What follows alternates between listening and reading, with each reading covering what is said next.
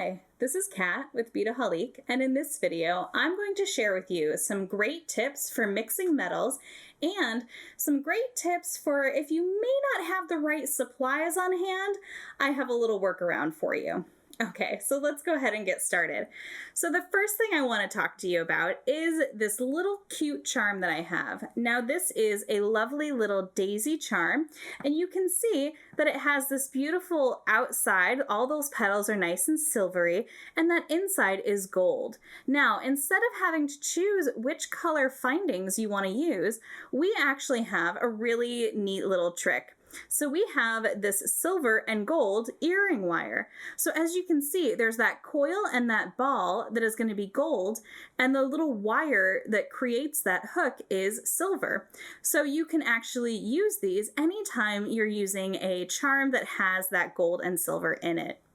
Okay, now speaking of charms, one thing I want to point out to you is that many charms, whether you get them from us or from somewhere else, come with a nice little jump ring.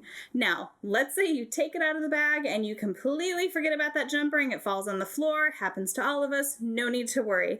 The best style of jump ring to probably replace that is going to be a 5mm 20 gauge open jump ring. So that's going to be the most standard size. So in case it falls and you can't find it, don't fret. Those jump ring sizes are always good to have on hand in gold and silver, also gunmetal's great, antique brass, but that 5mm 20 gauge open jump ring is going to be your friend. Okay, so let's talk about something else here. So I have these head pins. Now these are really long 3-inch head pins, and they're 21 gauge. Now these are gunmetal too, so they actually match a little bit closer to the metals that I'm working with. So if your component is silver or antiqued silver even, you could go with an antiqued silver, or you could go with a gunmetal, and it just kind of depends on the tone. Sometimes the tone works, some silvers tend to be a little bit different.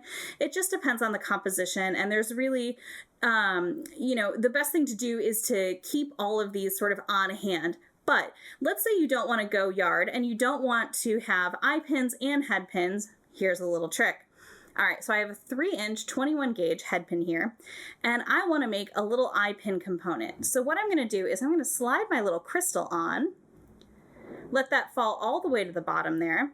And now on this side, I'm going to take my round nose pliers, and I'm just going to bend that wire in. I'm going to go to the very tippy end there, and I'm just going to curve it and bend it in until I get a solid curve.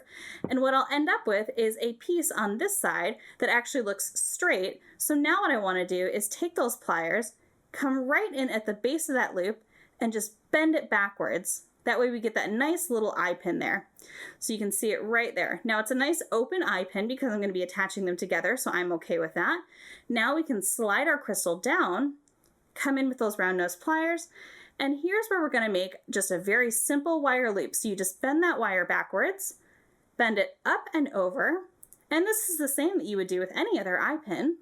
Bring it across, finishing that loop, and now we can come in with our flush cutters and snip that off. So now what we have our finished component and a perfectly good usable head pin with absolutely no wasted wire whatsoever. So this is a great little trick to really extend your beading stash. So now I can use this for another project and set that aside, but I have my little component all ready to go. So what I'm going to do to finish up my little project here very quickly is just open up one of those loops, same as you would a jump ring, just give it a nice little pinch backwards, slip on my charm,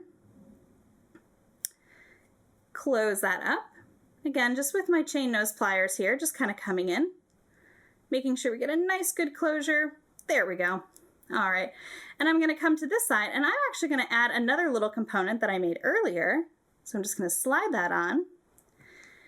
And again, we just want to make sure that we're making sure that all of our little loops are nice and closed.